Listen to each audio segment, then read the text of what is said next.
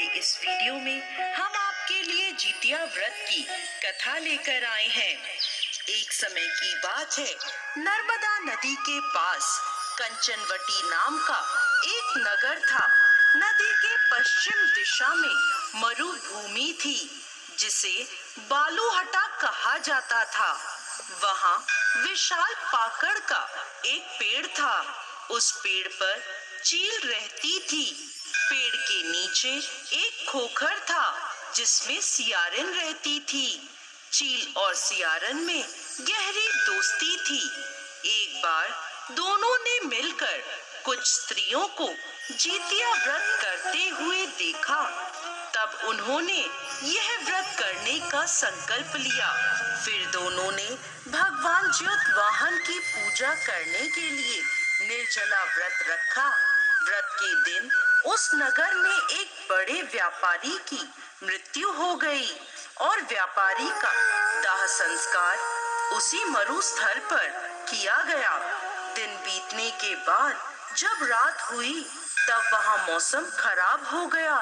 बिजली कड़कने लगी और बादल गरजने लगे। वहाँ पर बड़ा तूफान आ गया। अब सियारिन को भूख लगने लगी। मुर्दा देखकर वो खुद को रोक ना पाई और उसने व्यापारी के शरीर को खा लिया और उसका व्रत टूट गया। पर चील ने संयम रखा और नियम व श्रद्धा से अगले दिन व्रत का पारण किया।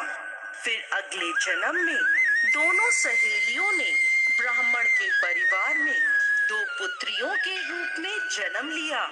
चील बड़ी बहन बनी और उसका नाम शीलावती रखा गया। शीलावती की शादी बुद्धिसेन के साथ हुई। सियारिन छोटी बहन के रूप में जन्मी और उसका नाम कपूरावती रखा गया। उसकी शादी नगर के राजा मलाईकेतु से हुई। अब कपूरावती कंचनवटी नगर की रानी बन गई। भगवान ज्योतवाहन के आशीर्वाद से शीलावती के 7 पुत्र हुए, पर कपूरावती के सभी बच्चे जन्म लेते ही मर जाते थे। कुछ समय बाद शीलावती के 7 पुत्र बड़े हो गए। वह सभी राजा के दरबार में काम करने लगे। कपूरावती के मन में उन्हें देखकर ईर्ष्या की भावना आ गई और उसने राजा से कहकर शीलावती के सभी पुत्रों के सर कटवा दिए और उन्हें 7 नए बर्तन मंगवाकर उनमें रख दिया और लाल कपड़े से ढककर शीलावती के पास भिजवा दिया। यह देखकर भगवान ज्योतवाहन ने मिट्टी से 7 भाइयों के सिर बनाए और सभी के सिर को उनके धड़ से जोड़कर उन पर अमृत छिड़क दिया, जिससे सभी में जान आ गई और शीलावती के 7 पुत्र जिंदा हो गए और अपने घर लौट आए। जो कटे हुए सिर रानी ने भेजे थे, वो फल बन गए। दूसरी ओर रानी कपूरावती शीलावती के घर से पुत्रों की मृत्यु का समाचार सुनने के लिए व्याकुल थी। जब बहुत देर तक कोई समाचार नहीं आया, तो कपूरावती स्वयं ही बड़ी बहन के घर चली गई। वहाँ सबको जिंदा और खुश देखकर वो बेहोश हो गई।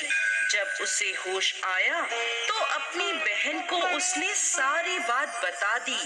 उसे अपनी गलती का पछतावा हो रहा था। भगवान ज्योतवाहन की कृपा से शीलावती को पूर्व जन्म की बातें याद आ गईं। वो कपूरावती को लेकर उसी पाकड़ के पेड़ के पास गई और उसे सारी बात बताई। यह सुनकर कपूरावती उसी समय मृत्यु को प्राप्त हुई। जब राजा को यह खबर मिली, तो उसने उसी जगह पर पाकड़ के पेड़ के नीचे कपूरावती का दाह संस्कार कर दिया। हे भगवान ज्योतवाहन, जैसे आपने शीलावती के 7 पुत्रों की रक्षा करी, वैसे ही इस कहानी को कहते, सुनते और हुंकार भरते सब पर कृपा करना।